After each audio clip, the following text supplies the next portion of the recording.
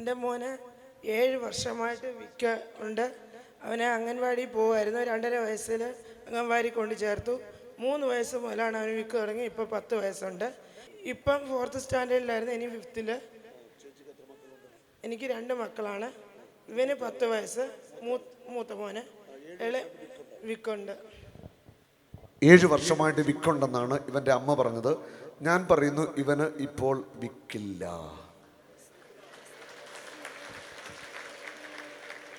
Hallelujah, hallelujah.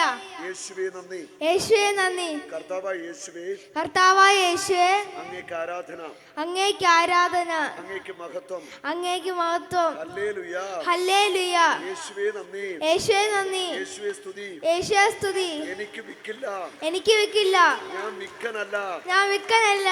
യേശു എന്നെ തൊട്ടു, യേശു എന്നെ തൊട്ടു. കൈയടിച്ച് നന്ദി പറഞ്ഞേ.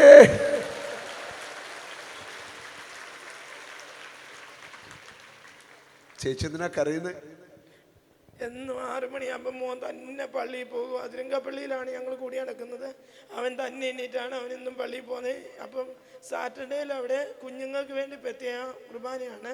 ഇന്നും പോയി. അപ്പോൾ സിസ്റ്റർ പ്രത്യേകം പറഞ്ഞെന്ന് പറഞ്ഞ് എല്ലാവരോടും ഇന്നിവന് വേണ്ടി എല്ലാവരും പ്രാർത്ഥിക്കണമെന്ന് പറഞ്ഞാണ് വിട്ടത്.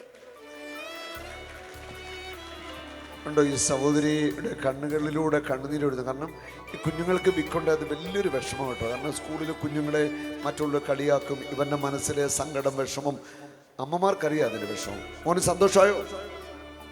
നീ കരയാണോ? ശരിടാ, കരയാതെ പറഞ്ഞേ. എനിക്ക് സന്തോഷമായി, എനിക്ക് സന്തോഷമായി. യേശു എൻ്റെ വിക്ക് മാറ്റി, യേശു എന്റെ വിക്ക് മാറ്റി. നോക്കുക എത്ര മിടുക്കനായിട്ടാ കുഞ്ഞ് സംസാരിക്കുന്നത്. ഹല്ലേലൂയ. ഇവനിവിടെ കയറി വന്നപ്പോൾ നിങ്ങൾ കണ്ടു കാണും. ഞാൻ എൻ്റെ കൈ കൊണ്ട് ഇവിടെ ഇങ്ങനെ തൊട്ടത് കണ്ടായിരുന്നോ? ഞാൻ ഇത്രേ ചെയ്തുള്ളൂ, ഇങ്ങനെ തൂത്തു, അത്ര മാത്രം. യേശുവാണ് കുഞ്ഞിനെ സൗഖ്യമാക്കിയത്. യേശുവിന് മഹത്വം. സന്തോഷമായോ? ഇനി സ്കൂളിൽ ചെന്നിട്ടും നിന്റെ കൂട്ടുകാരോടൊക്കെ പറയണം, യേശു എന്നെ തൊട്ടു, എൻ്റെ വിക്ക് മാറി. എന്നിട്ട് ഈശോയെ സ്തുതിച്ച് പ്രാർത്ഥിച്ചു കാണിക്കണം. സമ്മതിച്ചോ? ആണോ? സന്തോഷമായില്ലേ? ആയി.